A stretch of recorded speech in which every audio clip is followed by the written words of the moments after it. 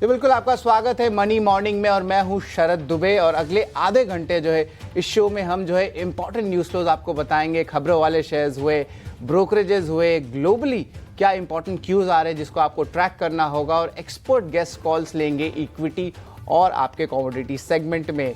अब जो है ऑफकोर्स स्टार्ट में शुरुआत करते हैं, अभी ग्लोबल मार्केट्स के क्या मूवमेंट रहे उस पर भी फोकस करते हैं।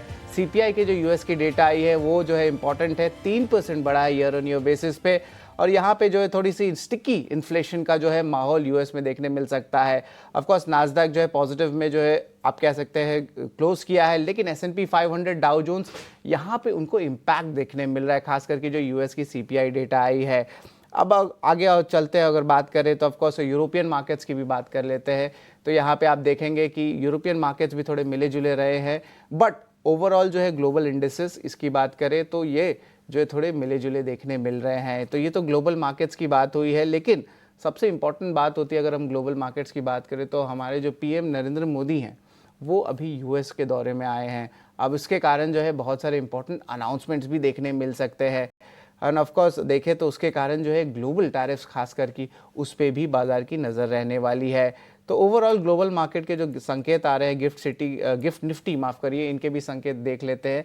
तो यहाँ पे अगर प्रोड्यूसर जी फायर करें गिफ्ट निफ्टी तो यहाँ पे देखेंगे थोड़ी सी जो है पॉजिटिव में है। अब इसके अलावा ऑफ कोर्स नतीजे के अलावा जो है हम बात करने वाले हैं, तो ओवरऑल जो है FIDIs की क्या अपडेट है उस पर भी जो है नज़र रहने वाली है। अब FIDIs की अगर आंकड़े की बात करें तो FIs कैश मार्केट में लगभग यहाँ पे बिकवाली आई है लगातार 6वें दिन, लगभग 5,000 करोड़ की DIs की। हालांकि अब्जॉर्प्शन थोड़ी हायर साइड में आई है, 6,000 करोड़ का ये आंकड़ा देखने मिल रहा है।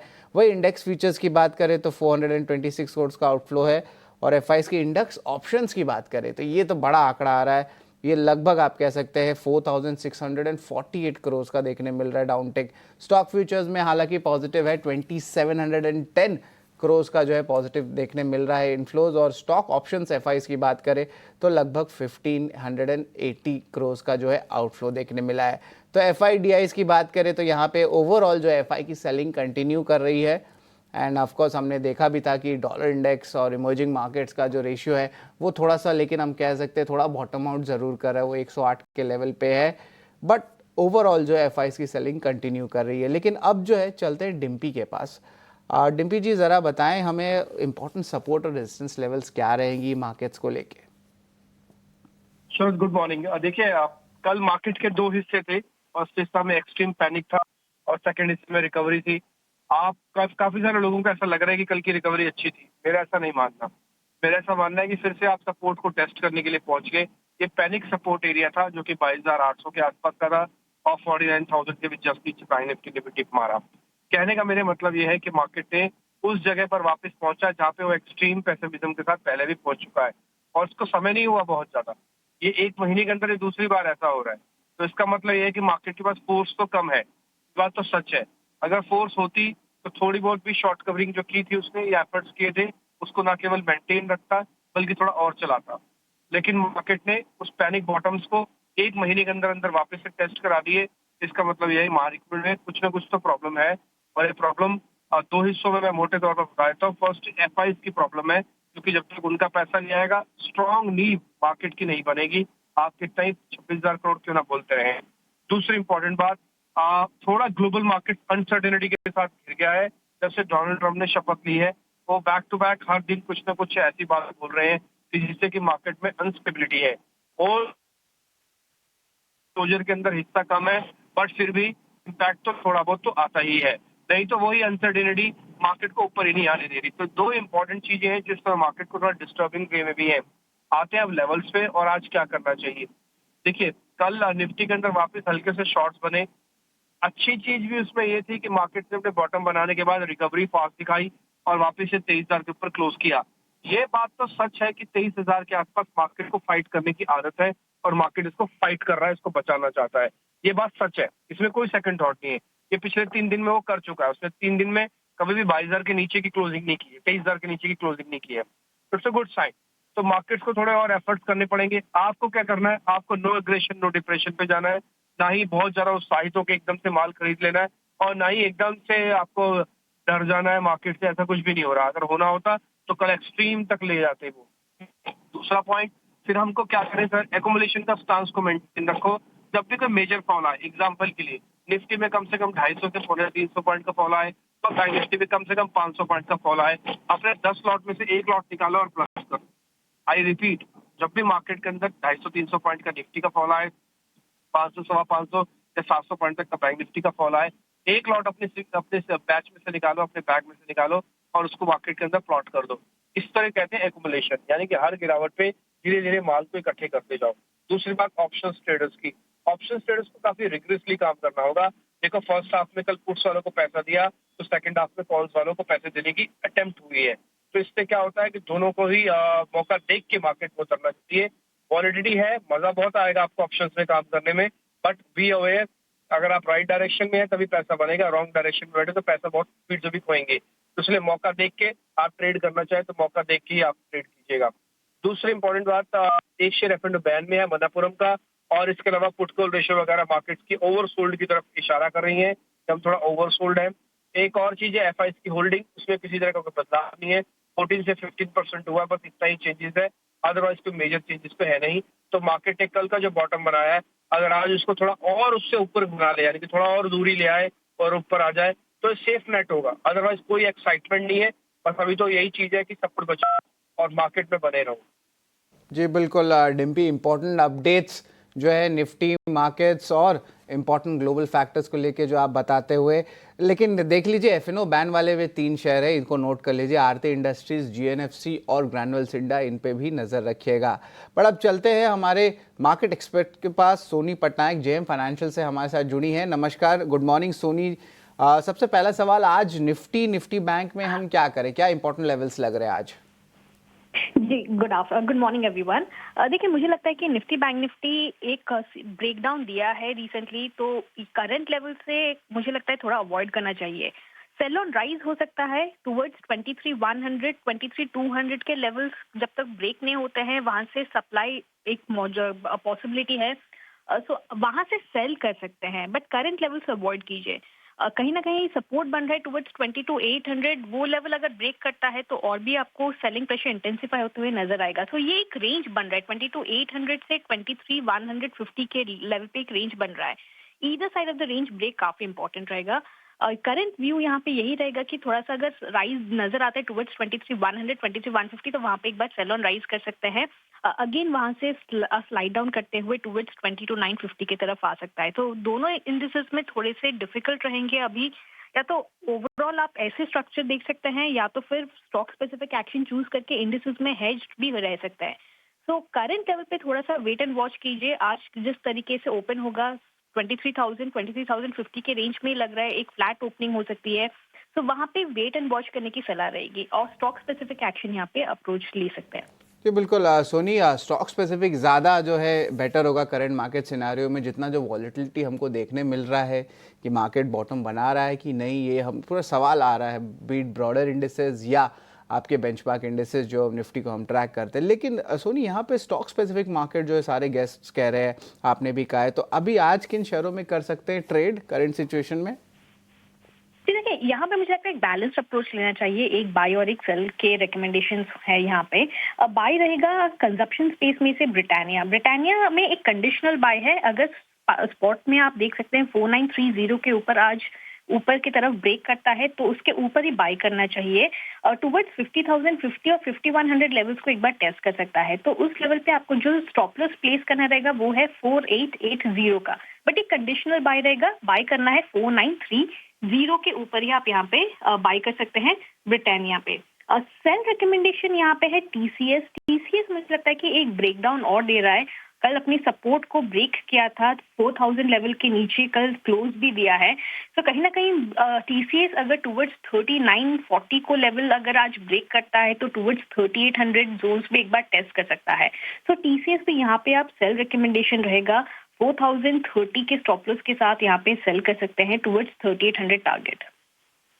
जी बिल्कुल, इम्पोर्टेंट जो है अपडेट्स, खासकर कि आप कह सकते हैं स्टॉक स्पेसिफिक पिक्स में जो है सोनी ने दिए। थैंक यू वेरी मच, आप हमारे साथ ज्वाइन किए। लेकिन अब चलते हैं अर्निंग्स के ऊपर। ऑफ कोर्स हमारी जो अर्निंग्स है अब फैग एंड अर्निंग्स में आ चुके हैं, मतलब अब अगले 2 या 3 दिन और ही अर्निंग्स बाकी हैं।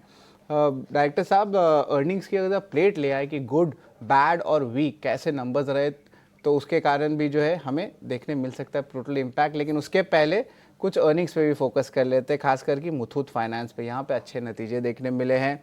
और 2 दिन पहले याद रखिए इंपॉर्टेंट ब्रोकिंग रिपोर्ट्स भी आ रहे थे कि गोल्ड लोन का जो ओवरऑल बिजनेस है वो ज़्यादा इंपॉर्टेंट अभी हो रहा है, क्योंकि रेट कट्स भी देखने मिल रहे हैं और ऑफकोर्स अनसिक्योर्ड में जो है वहाँ पे मूवमेंट्स देखने मिले। यहाँ पे देखें तो पैट लगभग 33% बढ़ा है। और जो एसेट क्वालिटी होती है, जो इंटरनल्स चेक किया जाता है जब आप गोल्ड लोन फाइनेंसिंग कंपनीज के बारे में बात करते हैं, तब यहाँ पे जो है आपको एक अच्छे सेट ऑफ नंबर्स देखने मिलते हैं। आईएफएल फाइनेंस की बात करें तो यहाँ पे जो है कमज़ोर नतीजे देखने मिले हैं। नेट इंटरेस्ट इनकम में भी लगभग 38% का डाउनटिक आया है। पैट भी देखें तो 88% का डीग्रोथ आया है। नेटको फार्मा की बात करें तो यहाँ पे जो है कमज़ोर नतीजे देखने मिले हैं। ओवरऑल यहाँ पे थोड़ी सी प्राइसिंग इरोशन ज़रूर आई है, लेकिन देखिए बड़ा इम्पैक्ट आ रहा है। एबिटा 86% गिर गया ईयर ऑन ईयर बेसिस पे, तो इसके इंटरनल्स जो है उस पर भी नज़र रखेंगे। लेकिन ऑफ कोर्स कुछ और भी न्यूज़ फ्लोज हैं, जैसे कि भारत फोर्ज, यहाँ पे वीक सेट ऑफ नंबर्स आया है। क्रॉम्पटन ग्रीव्स की बात करें तो इनलाइन आया है। और वही सुवेन फार्मा की बात करें तो यहाँ पे स्ट्रॉन्ग स्ट्रेंथ ऑफ नंबर्स देखने मिली है। लगभग 40% बढ़ा है ईयर ऑन ईयर बेसिस पे, और ओवरऑल मार्जिन्स में भी अच्छी उछाल आई है। गोदरेज इंडस्ट्रीज़ में भी देखें तो overall strong set of numbers आया है। तो ये तो आपको मैंने बता दिया कि ओवरऑल अर्निंग्स कैसा। अब जो है खबरों वाले शेयर्स पे फोकस करते हैं, और जो टॉप 3 खबर है उसको मैं सबसे पहले आपको बताता हूँ। कोटक बैंक पे जो है नज़र रखिएगा। यहाँ पे बहुत पॉजिटिव न्यूज़ फ्लो आया है। आरबीआई ने एम्बार्गो निकाल दिया है 10 महीने के बाद। अब जो है कंपनी जो उनकी जो ऑनलाइन चैनल से आप नए कस्टमर्स को ऑनबोर्ड कर सकते हैं और वो क्रेडिट कार्ड भी इशू कर सकते हैं। तो इस पर बहुत बुलिश नज़रिया जो है बाजार का बनेगा। आईसीआईसीआई बैंक की बात करें तो यहाँ पे प्रूडेंशियल पीएलसी करके कंपनी है, वो कंसिडर कर सकती है आईसीआईसीआई प्रू एएमसी का लिस्टिंग करके। लेकिन मैं बता दूं कि जो आईसीआईसीआई प्रू एएमसी है एक टाइप से जेवी है आईसीआईसीआई बैंक के साथ और प्रूडेंशियल पीएलसी के साथ, जहां पे 51% स्टेक जो है आईसीआईसीआई बैंक का है और बाकी का 49% जो है प्रूडेंशियल पीएलसी का है। और बैंक ने जो है आईसीआईसीआई बैंक ने एक इम्पॉर्टेंट एडवाइजरी भी दिया और उन्होंने कहा है कि वो मेजॉरिटी स्टेक इस जेवी में रखेंगे, यानी कि इनके तरफ से कोई बिकवाली नहीं है, दूसरी तरफ से प्रूडेंशियल पीएलसी से बिकवाली देखने मिल सकती है और एक पोटेंशियल लिस्टिंग भी देखने मिल सकता है। लिस्टिंग होगा तो वैल्यू अनलॉकिंग होगी, वैल्यू अनलॉकिंग होगा तो आईसीआईसीआई बैंक में भी जो है अच्छी मोमेंटम देखने मिल सकती है। वोडाफोन आइडिया के लिए जो है नेगेटिव न्यूज़ फ्लो है। यहाँ पे जो है मीडिया रिपोर्ट सजेस्ट करी है कि ये वोडाफोन आइडिया को जो है एक बैंक गारंटी देने मिल सकता है। ये आंकड़ा 6090 करोड़ का है और ये 2015 की जो ऑक्शन हुई थी उसकी शॉर्टफॉल को देखे है। कंपनी ने कॉन कॉल में भी कहा कि अभी तक जो है कोई बीजी रिक्वायरमेंट ऑक्शन जो है 2021 तक जो है मिले नहीं है, और वन टाइम जो बीजी होता है बैंक गारंटी 2015 का शॉर्टफॉल का, वो 1 साल के लिए लगेगा। बट डिस्कशंस अभी चल रही है डिपार्टमेंट ऑफ टेलीकॉम्युनिकेशंस के साथ। बट नेट जो है ये एक नेगेटिव न्यूज़ फ्लो है वोडाफोन आइडिया के लिए, तो स्टॉक में गिरावट जो है देखने मिल सकती है आज दिन के ट्रेड में। वही टाटा पावर की बात करें तो उनकी आम है एक टाटा पावर रिन्यूएबल एनर्जी करके, उन्होंने ओएनजीसी के साथ कोलैबोरेट किया है जहां पे बैटरी एनर्जी सिस्टम पे जो है फोकस रहेगा। भारत फोर्ज भी लिबेयर एरोस्पेस के साथ करार की है और एक नया मैन्युफैक्चरिंग फैसिलिटी जो है भारत में बनाने वाले हैं। वही जाइडस लाइफ की बात करें तो यहाँ पे इनका करार हुआ है सिंथन के साथ, जहाँ पे वो ऑन्कोलॉजी प्रोडक्ट जो है यूएस मार्केट में बेचने वाले हैं। ऑल कार्गो लॉजिस्टिक्स के लिए बड़ी नेगेटिव खबर है। यहाँ पे डिपार्टमेंट ऑफ इनकम टैक्स ने जो है सर्च उनके रजिस्टर्ड ऑफिस और कुछ कॉर्पोरेट ऑफिसेज में भी किया है। ओएनजीसी एनटीपीसी ग्रीन इनका भी जो है लगभग 19,500 का जो एक जेवी है आयना रिन्यूएबल के साथ किया है, तो ये एक टाइप से बड़ी न्यूज़ फ्लो है। एनएचपीसी भी जो है भूटान पर जो है कह सकते हैं हाइड्रो पावर जेवी पे जो है विचार कर रही है। तो ये जो है इंपॉर्टेंट न्यूज़ फ्लो है जिस पे आपकी आज नज़र होनी चाहिए, और ये यहाँ पे जो मूविंग स्टॉक्स इन न्यूज़ जो है वो है। लेकिन स्टॉक्स इन न्यूज़ के बाद आता है हमारा ब्रोकरेजेस, और ब्रोकरेजेस के भी इंपॉर्टेंट कॉल्स हैं। जो सारे ब्रोकरेजेस कॉल जो है जो हमें रविंदर बताने वाले हैं। रविंदर ज़रा बताएं ब्रोकरेजेस में आज क्या इंपॉर्टेंट है। जी, तो सबसे पहले आज सबसे इम्पोर्टेंट जो है कोटक महिंद्रा बैंक पे कुछ ब्रोकरेजेस आ रही है, जहाँ पर आरबीआई ने जो लिफ्ट हटाया है कोटक में, उसके ऊपर ब्रोकरेजेस आ रही है। तो सबसे पहले बात करते हैं यूबीएस की, जहाँ पर यूबीएस ने मेंटेन रखा है न्यूट्रल रेटिंग और टारगेट प्राइस जो है 2100 का रखा है, जहाँ पे उनका कहना है कि बैंक का जो लोन और फी है उसमें ग्रोथ देखने को मिल सकती है पोस्ट एम्बार्गो। लेकिन बैंक का जो मार्केट शेयर है उसमें गिरावट देखने को मिला है 130 बेसिस पॉइंट का 9 मंथ FY25 के लिए। इसी के साथ साथ यूबीएस ने रेज किया है, बैंक का जो ईपीएस है वो रेज किया है FY26 और 27 के लिए 3 से 4% पर। मॉर्गन स्टैनली ने भी मेंटेन रखा है ओवरवेट रेटिंग और टारगेट प्राइस जो है 2290 का रखा है, जहाँ पे उनका कहना है कि बैंक का जो प्रॉफिटेबिलिटी काफ़ी स्ट्रॉन्ग है एज़ कम्पेयर टू इसके पीयर्स और जो ग्रोथ है अनसिक्योर्ड लोन में वो हेल्प करेगा बैंक के मार्जिन्स और एक्सपांशन इन डिजिटल बैंकिंग पर। JP मॉर्गन ने भी मेंटेन रखा है ओवरवेट रेटिंग और टारगेट प्राइस जो है 2100 का रखा है और HSBC ने भी जो है कोटक महिंद्रा बैंक पे मेंटेन रखा है बाय रेटिंग और टारगेट प्राइस जो 2210 का रखा है, जहाँ पे उनका कहना है कि जो एम्बार्गो हटाया है वो हेल्प करे वो इम्प्रूव करेगा बैंक के कस्टमर फ्रेंचाइजी अर्निंग आउटलुक और वैल्यूएशन पर। इसी के साथ साथ ICICI प्रू AMC का जो लिस्टिंग है उसके ऊपर कुछ ब्रोकरेज स्टेक आ रही है, जहाँ पे जो है प्रूडेंशियल जो है कंसीडर कर रहा है ICICI प्रूडेंशियल AMC का पार्शियल डिसइन्वेस्टमेंट, जो कि 49% का स्टेक होल्ड करता है AUM में, जो कि $47.6 बिलियन का है, जो कि पोटेंशियली वैल्यूड है बिटवीन 0.9 बिलियन से लेके 1.8 बिलियन डॉलर पर बेस्ड ऑन मार्केट मल्टीपल्स पर। इसी के साथ साथ अशोक लीलैंड भी आज फोकस में रह सकता है, जहाँ पर कंपनी ने कल तीसरी तिमाही के रिजल्ट अनाउंस किया था, तो उस पर कुछ ब्रोकरेजेस नोट आ रही है, जहाँ पे मैक्वारी ने मेंटेन रखा है neutral rating and target price जो 226 का रखा है, जहाँ पे उनका कहना है कि कंपनी का जो डिमांड आउटलुक है वो काफ़ी स्ट्रॉन्ग है और जो मैक्वारी जो एक्सपेक्ट कर रहा है डिमांड में इंप्रूवमेंट देखने मिल सकता है on back of improving macro और लोअर इंटरेस्ट रेट। गोल्डमैन सैक्स ने भी जो है मेंटेन रखा है बाय रेटिंग और टारगेट प्राइस 280 का रखा है, जहाँ पे उनका कहना है कि जो बस और लाइट कमर्शियल व्हीकल्स में जो है ग्रोथ देखने मिल सकती है आगे चल के, और उन्होंने जो FY25 और 27 का जो EPS है वो 8 से 10% पर रेज किया है। आखिर में बात करेंगे जुबिलेंट फूडवर्क की, जहाँ पर जेफरीज ने मेंटेन रखा है बाय रेटिंग और टारगेट प्राइस जो 1000 का रखा है और उनका जेफरीज का जो कंज्यूमर डिस्क्रिशनरी में जो है जुबिलेंट फूडवर्क टॉप पिक पर है। उनका कहना है कि जो SSSG ग्रोथ मोमेंटम है वो काफ़ी स्ट्रॉन्ग रही है जनवरी में और मैनेजमेंट का जो टारगेट है ग्रॉस मार्जिन में इंप्रूवमेंट करना 100 बेसिस पॉइंट का अगले 2 से 3 क्वार्टर पर।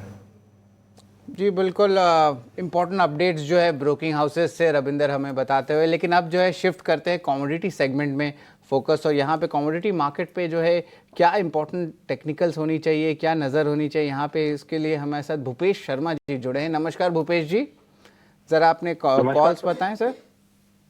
जी नमस्कार सर। अगर आज की बात करें तो मुझे नेचुरल गैस का बाजार काफी अच्छा लगता है आज के लिए। नेचुरल गैस को 311 के ऊपर खरीदना चाहिए, जिसमें 307 का स्टॉप लॉस रहेगा, 315 और 322 के टारगेट संभावित रहेंगे। और वहीं अगर दूसरे बाजारों की बात करें तो मुझे लगता है कि गोल्ड और सिल्वर बाजार आज के दिन में दायरे में रहने चाहिए, क्योंकि परसों की जो वोलेटिलिटी थी बाजारों की, बाजार उसी दायरे में ट्रेड करने चाहिए। वहीं अगर कॉपर की बात करी जाए तो कॉपर 858 के आसपास कहीं भी मिलता है, क्योंकि उसका क्लोज 864 के आसपास हुआ है। 858 के आसपास कहीं मिलता है तो खरीदना चाहिए। 854 के नीचे का स्टॉप लॉस फॉलो करें। 861 और 865 के लक्ष्य संभावित रहेंगे। जी बिल्कुल सर, और सोने चांदी के क्या लेवल्स रहने वाले हैं, इस पे हम क्या करें? जी सर, अगर गोल्ड की बात करी जाए तो गोल्ड एक दायरे में ट्रेड होने की संभावना है, जिसमें 85,000 के आसपास कहीं भी गोल्ड वायदा मिलता है तो गोल्ड में खरीदारी करनी चाहिए। 84,800 के नीचे का स्टॉप लॉस फॉलो करें। 85,300 85,600 के लक्ष्य संभावित रहेंगे। दूसरा, अगर सिल्वर की बात करें तो सिल्वर में मुझे लगता है कि कल बाजारों में शाम को एक ब्रेकआउट देखने को मिला था। 96,000 के आसपास बाजार में खरीदारी करनी चाहिए, और तो 86,000 के आसपास खरीदारी करनी चाहिए और बाजार में 86,000 का बाजार लेकर 96,000 का बाजार लेकर 95,500 का स्टॉप लॉस लगाना चाहिए, और लक्ष्य इसमें 96,500 97,000 के रहेंगे। जी बिल्कुल, इम्पोर्टेंट अपडेट्स जो है भूपेश जी कहते हुए आपके पूरे कमोडिटी सेगमेंट में। धन्यवाद भूपेश जी, आप हमारे साथ जुड़े और इम्पोर्टेंट कॉल्स आपने बताए।